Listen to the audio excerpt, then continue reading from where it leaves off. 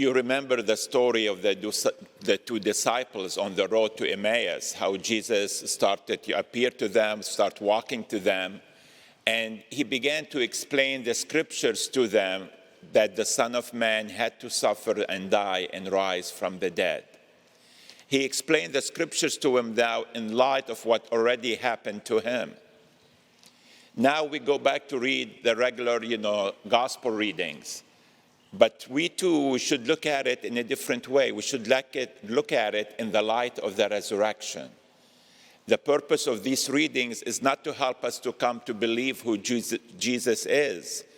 We now know who Jesus is because he rose from the dead. He is the Son of God. He's the one who conquered sin and death for all and opened the gates of heaven to all who believe in him. So as we listen to these readings from the Gospels, let us look at it in the light of the resurrection. What does today's Gospel tell us? Well, yes, we believe Jesus rose from the dead, but we know sometimes we find ourselves, like the disciples did, in difficult times, in turmoil in our lives. Different things happening to us that we're no longer in control. Maybe it's the loss of a loved one, the loss of a job, maybe finding we have cancer. These are the storms of life that we have to deal with.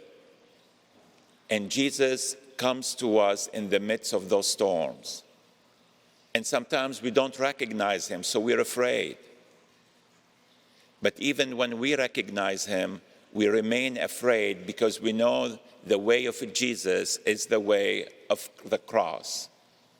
The way of letting go and trusting God, being obedient to the directions of Jesus. It's the way of giving of ourselves to others despite the difficulties that we're dealing with. And that's why sometimes we are afraid. But we have to remember that the one who we follow is the one who rose from the dead.